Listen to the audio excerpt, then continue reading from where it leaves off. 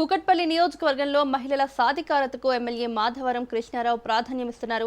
తన సొంత నిధులతో కుట్టు మిషన్లు అందజేసి ఉపాధి అవకాశాలకు దోహదం చేస్తున్నారు. క్యాంపు కార్యాలయంలో జరిగిన కార్యక్రమంలో శిక్షణ పొందిన మహిళలకు సర్టిఫికెట్లు అందజేసి మిషన్లు పంపిణీ చేశారు. గత 4 ఏళ్లుగా ఈ కార్యక్రమాన్ని కొనసాగిస్తున్నామని తెలిపారు.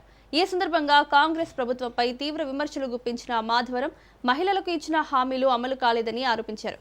పేదలకు ఉచిత సేవలు అందించడంలో అడ్డంకులు సృష్టిస్తున్నారని మండిపడ్డారు. ఇక అసెంబ్లీ సస్పెన్షన్ అంశంపైన ఆయన స్పందిస్తూ బీఆర్ఎస్ ఎమ్మెల్యేలకు అసెంబ్లీలో మాట్లాడే అవకాశం ఇవ్వడం లేదన్నారు. కాంగ్రెస్ క్యాంప్లపై మాట్లాడితే విచారణల పేరుతో బెదిరిస్తున్నారని ఆరోపించారు. 119 మంది ఎమ్మెల్యేలపై విచారణ జరపాలని డిమాండ్ చేసిన మాధవరం హామీలు నెరవేర్చని ప్రభుత్వంపై చర్యలు తీసుకోవాలని కోరారు. రాష్ట్రం అభివృద్ధి చెందాలంటే మళ్లీ కేసీఆర్ నాయకత్వం అవసరమని వ్యాఖ్యానించారు.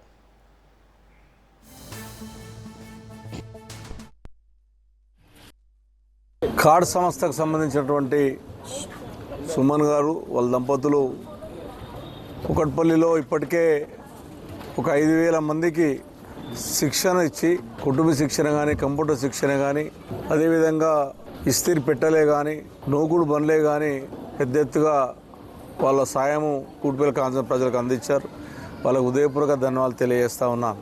అధికారం ఉండడమే ఉన్నప్పుడు ఇవ్వడము, అధికారం లేనప్పుడు ప్రజలను పట్టించుకోకపోవడం అనేటటువంటిది ఈ మాధవరం కృష్ణారావు పద్ధతి కాదు, ఆలోచన కాదు.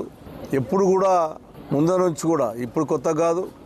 నేను రాజకీయం 86 నుంచి కూడా ప్రజలకు ఏమైనా కష్టాలు వచ్చినా బాధలు వచ్చినా చేసే ప్రయత్నం, నా చాదనైన చేసే సాయం చేసే ఆలోచన ఉంటుంది. లాక్డౌన్ వచ్చినప్పుడే కానీ నిరుపేద బిడ్డలకు స్కూల్ పిల్లలకు బ్యాగులే కానీ అంబులెన్స్లు 2 అంబులెన్స్లు ఇప్పించడమే కానీ